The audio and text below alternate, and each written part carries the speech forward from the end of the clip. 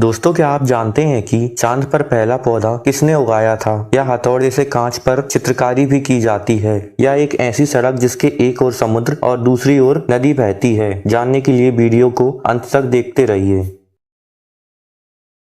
दोस्तों, मनुष्य लाखों वर्षों से पृथ्वी पर विचरण करता रहा है। निश्चित रूप से यह कहना कठिन है कि जूते का आविष्कार कब, किसने और कैसे किया। निश्चय ही पथरीली जमीन पर चलने में चोट लगने के कारण या सर्दी गर्मी महसूस होने के कारण मनुष्य को जब तकलीफ हुई होगी, तब निश्चय ही जूते का आविष्कार किया होगा। समय समय पर संस्कृति और मानव की आवश्यकता के अनुसार जूते के डिजाइन व रंग रूप में अत्यधिक परिवर्तन हुए हैं। पर क्या आप जानते हैं कि नाइकी ने एक ऐसा स्मार्ट जूता लॉन्च किया है जिसमें लगे सेंसर पैर के आकार के हिसाब से जूते के आकार को बदल देते हैं और मोबाइल ऐप की एक क्लिक पर जूते के फीते अपने आप बंध जाते हैं। इस जूते का नाम नाइकी एडप्ट बीबी है।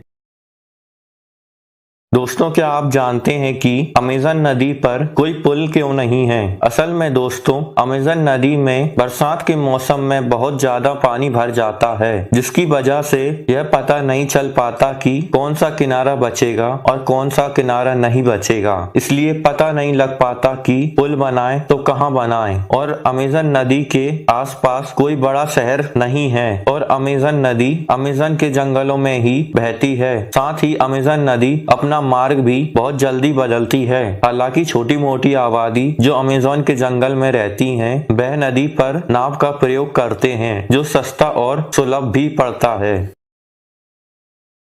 दोस्तों, जब एक बच्चा पढ़ना लिखना शुरू करता है, तभी से वह पेंसिल व रबड़ का उपयोग करना शुरू कर देता है। आमतौर पर पेंसिल से लिखते समय जब कुछ गलती हो जाती है, तब उसे मिटाने के लिए रबड़ का उपयोग किया जाता है। रबड़ आमतौर पर हर बच्चे के पेंसिल बॉक्स में मिल जाती है। बाजार में बच्चों को लुभाती कई रंग और आकार की आकर्षक रबड़ उपलब्ध है। कई बार जब हम पेंसिल से की गई गलती को रबड़ की सहायता से मिटाते हैं, तो गलत या आवश्यकता से अधिक मिट जाता है। इस समस्या के समाधान के लिए जापानी स्टेशनरी ब्रांड सीड ने एक पारदर्शी रबड़ का निर्माण किया है, जिससे मिटाते समय हम यह देख सकते हैं कि हम क्या और कितना मिटा रहे हैं।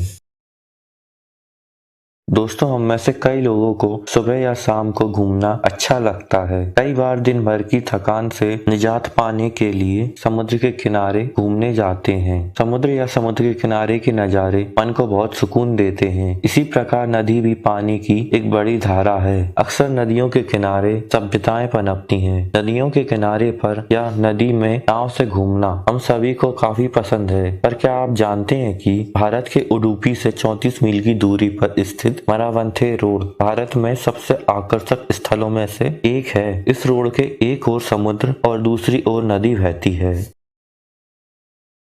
दोस्तों, आधुनिक समय में विशेष रूप से उपयोगी घरेलू व अन्य निर्माण में कांच के उपयोग को इंगित करने की आवश्यकता नहीं है। कांच का आविष्कार संसार के लिए बहुत बड़ी घटना थी। मनुष्य कांच का इस्तेमाल प्राचीन काल से ही करता आ रहा है। कांच के आविष्कार के परिणाम स्वरूप मानव विज्ञान के क्षेत्र में बहुत उन्नति कर चुका है। प्रयोगशाला के कई उपकरण कांच से बने होते हैं। हम कांच की नाजुक प्रवृत्ति से अच्छी तरह वाकिफ हैं। पर क्या आप जानते हैं कि स्विस कलाकार सिमोन बर्जर हथौड़े से कांच पर चित्रकारी करते हैं?